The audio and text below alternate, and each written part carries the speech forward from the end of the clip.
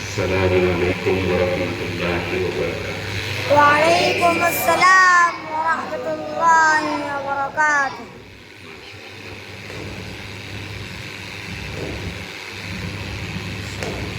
یہ تقریر کا بھی موقع نہیں ہے، میرے سامنے میرے اکابر موجود تھے، تو جب کشائی کا کوئی موقع بھی نہیں، نہ مجھے معافی ضمیر ادا کرنا ہے۔ معافی ضمیر تو ادا کیا آج طلباء کرام نے، مجھے بڑی خوشی ہوئی، دل سن کر باغ باغ ہوا۔ بزبان اردو اور بزبان عربی، زبان انگلش طلباء نے تقریریں کی، ماشاءاللہ اپنے معافی ضمیر کو بہت اچھے ڈھنگ اور سلیقے کے ساتھ ادا کیا۔ اللہ تعالیٰ مزید ترقیات سے نوازے۔ میں عام طور پر اپنے خطابات میں تقریروں میں اپنی بات نہیں کرتا، لیکن آج مجھے اپنا ایک واقعہ یاد آیا۔ جب انگریزی زبان میں تقریر ہو رہی تھی تو مجھے اپنے بچپن کا واقعہ یاد آیا۔ میں جس مدرسے میں حفظ کرتا تھا، اس مدرسے میں ایک انگریزی ٹیچر آیا، انگلش سکھانے کے لیے ایک سر آتے تھے، ماسٹر بہت دور سے لمبا سفر کر کے بس میں آتے تھے۔ وہ مجھے شروع ہی سے تھوڑا بہت انگریزی سے تعلق تھا، اور انہوں نے کام کیا مجھے شاید میں جلسے میں انگریزی تقریر کر سکتا ہوں، تو انہوں نے مجھے سیرت پر ایک انگریزی زبان میں تقریر لکھ کر دی، اور میں نے اسے یاد کیا۔ مدرسے کے سالانہ اجلاس میں نے وہ انگریزی زبان میں تقریر کی تھی، مجھے آج بھی یاد ہے۔ شاید میں 12 سال کا تھا، 12 اور 13 سال کے درمیان۔ میں جب بھی اپنے مدرسے جاتا ہوں، وہاں کے اساتذہ مجھے کہتے ہیں کہ آپ کی تقریر وہ کیسٹ میں ریکارڈ ہے، اور اسے مہینے 2 مہینے میں ایک مرتبہ ہم اپنے بچوں کو تقریر سناتے ہیں۔ تو مجھے بڑی خوشی ہوئی، اساتذہ کے لیے دعائیں مانگی۔ واقعی اساتذہ کرام کی محنتیں ہوتی ہیں، ان کی توجہات ہوتی ہیں، جس کی وجہ سے ہم ناکارے بھی کسی قابل اللہ تعالیٰ بنا دیتے ہیں، ورنہ ہمارے اندر نہ کوئی کمال ہے، نہ کوئی ہمارے اندر ایسی چیز تھی، نہ پڑھنے کے زمانے میں صحیح اس وقت کو استعمال کیا۔ اساتذہ کرام کی محنتیں، ان کی دعائیں، ان کی توجہات، جو کچھ بھی ہے بہرحال انہیں کی دعاؤں کا نتیجہ ہے۔ میں جیسے میں نے عرض کیا کہ آج نہ تقریر کا موقع ہے، نہ معافی ضمیر کو ادا کرنا ہے، اور میرے بڑے بھی ہم موجود ہیں، تو مجھے نہ طلباء کو نصیحتیں کرنے آیا ہوں میں، نہ سیرت کا جلسہ ہے، نہ سالانہ اجلاس ہے، بس بچوں کی تقریریں سنی، بہت خوشی ہوئی۔ اللہ تعالیٰ مزید ترقیات سے نوازے۔ اللہ تعالیٰ، اور یہ پہلا اسٹیج ہے، جسے میں نے کہا بچپن کی جب مجھے یاد آئی، میں نے اس زمانے میں جو تقریر کی تھی، اور اس کے بعد سبھی لوگ اشاعت میں، جمعیت میں جو ہر جمعرات کو تقریریں ہوتی تھی، کئی مرتبہ اس میں بھی حصہ لینے کا موقع ملا۔ جو بچہ محنت کر کے آگے بڑھتا ہے، جب بولنے کا وہ سلیقہ سیکھتا ہے، اس کے اندر سے جو ڈر نکلتا ہے، اس کے بعد ایک دوسرا اسٹیج آتا ہے، جیسے آسمان میں ایک آسمان کے بعد دوسرا آسمان، دوسرے کے بعد تیسرا آسمان، اسے محسوس ہوتا ہے کہ میں دوسرے آسمان پر اب آ گیا۔ پھر اس کے بعد آپ نے دیکھا ہوگا فن خطابت میں بڑے بڑے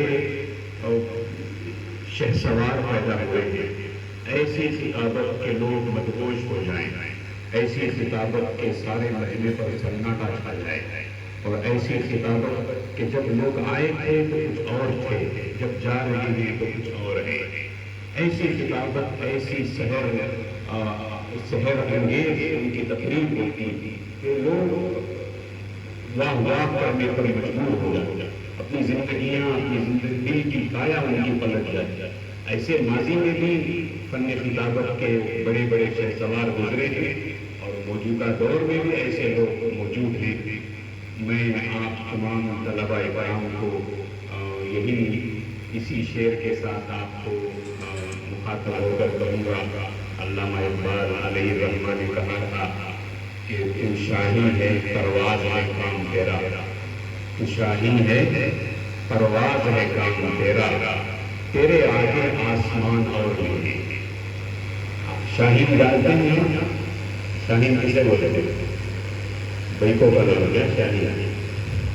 شاہین جو آسمان پر اڑتا ہے پرندہ، چین دیکھیں آپ، چین نہیں، چین جیسا ایک اور پرندہ جو اس سے جسامت میں چھوٹا ہوتا ہے لیکن اس کی نگاہ بڑی تیز ہوتی ہے۔ جو انگریزی زبان جانتے ہیں ان کو شاید معلوم ہوگا، فالکن اسے کہتے ہیں، اسے شاہین کہتے ہیں۔ ایک ہوتا ہے ایگل، ایک ہوتا ہے فالکن۔ یہ اپنی اس کی جو اڑان ہے وہ 200 کلومیٹر فی گھنٹے کی رفتار کے ساتھ اڑ سکتا ہے، اتنی تیزی سے، اور اس کی آنکھیں اتنی تیز ہوتی ہیں، اتنا پاور اس کی آنکھوں میں ہوتا ہے، کہیں فٹ نیچے پانی کی گہرائی میں اس سے اپنا شکار نظر آ جاتا ہے۔ وہ شاہین اور بہت بلندی پر اڑتا ہے، بہت بلندیوں پر، آسمانوں پر اڑتا ہے۔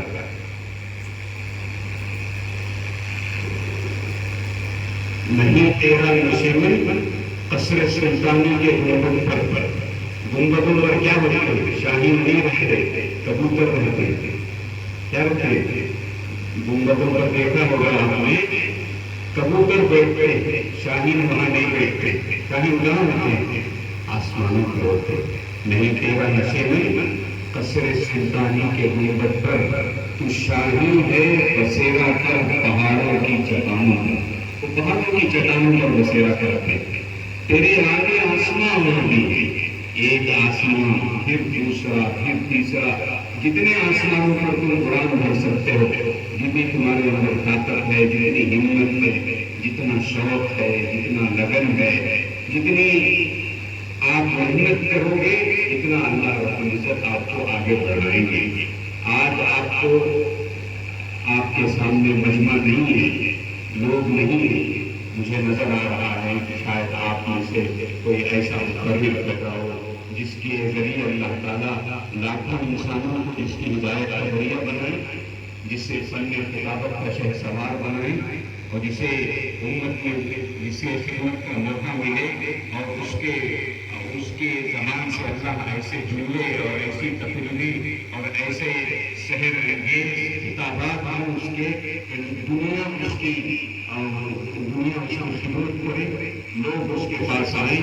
ایسے ہمیں میں سے پیدا ہوتے ہیں، ہمیں طلباء میں سے ایسے انسان پیدا ہوتے ہیں، اللہ تعالیٰ وہ کھڑا کرتے ہیں۔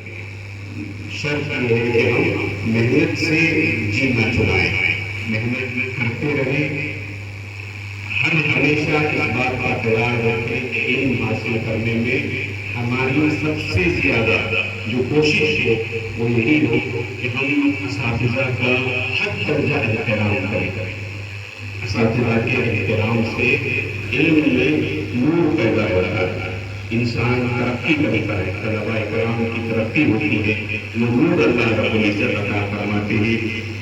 اساتذہ کے ادب و احترام کے ساتھ مدرسے کی چار دیواری میں رہ کر شوق اور جذبے کے ساتھ آپ پڑھیں، میری یہی دعا ہے۔ یہ اتنے اچھے یہاں کا نظام میں پہلی مرتبہ بنایا اور دیکھ کر مجھے بڑی خوشی ہوئی کہ حفظ کے لیے طلباء کو جیسی جگہ ہونی چاہیے، جیسا نظام ہونا چاہیے، جتنی صحت کے ساتھ عزیز ابو البشر نے قرآن پڑھا کہا مجھے سن کر بڑی خوشی ہوئی، اتنی تشریح ہوئی ہے، اتنی صحت کے ساتھ قرآن پڑھا اور پڑھایا جا رہا ہے۔ اللہ تعالیٰ قبول فرمائے۔ اللہ تعالیٰ جنہوں نے دام گرم سخن اس مدرسے کا تعاون کیا ہے، خصوصاً حاجی صاحب کا، جنہوں نے اتنا بڑا دل کیا اور طالبان علوم نبوت کے لیے، قرآن پڑھنے پڑھانے والوں کے لیے اتنا عظیم کارنامہ انجام دیا، اللہ آپ کو بے حد قبول فرمائے۔ اللہ تعالیٰ آپ کی زندگیوں کی برکتوں سے بھر دے۔ تمام طلباء جو بھی یہاں پڑھیں گے، آئندہ پڑھائیں گے، ایک بڑا ذخیرہ انہوں نے جمع کر لیا۔ انہیں نہیں معلوم کہ ان کے کھاتے میں کتنا بڑا اجر آ رہا ہے اور تا قیامت آتا رہے گا۔ اللہ تعالیٰ قبول فرمائے۔ اللہ تعالیٰ مجھے بھی یہاں میرے آنے کے لیے قبول فرمائے۔ میں اپنی سعادت سمجھتا ہوں کہ ایسی بہترین اور نورانی مجلس میں مجھے آنے کا موقع ملا، اور صدیق محترم حضرت مولانا ابوبکر صدیق صاحب رحمت برکاتہ کی آپ کی درخواست پر میں حاضر ہوا۔ میں آپ کا بڑا شکر گزار ہوں۔ حضرت محترم صاحب کا، حضرت مولانا عبدالحفیظ صاحب یہاں موجود ہیں، میرے بڑوں میں ہیں، اور میں سب کا شکر گزار ہوں، مولانا ریاض صاحب کا اور آپ تمام طلباء کا۔ آپ بھی میرے لیے خصوصی دعاؤں میں مجھے یاد رکھیں۔ میں بھی آپ تمام طلباء کو، تمام ذمہ داروں کو، تمام معاونین اور مدد کرنے والوں کو دعا کرتا ہوں کہ اللہ تعالیٰ سب کو اپنے مقصد میں کامیاب فرمائے، سب کو اخلاص کی دولت سے مہمان فرمائے، سب کو تقوی کی زندگی نصیب فرمائے۔ اللہ تعالیٰ سب کو عمل کی توفیق عطا فرمائے۔ آمین۔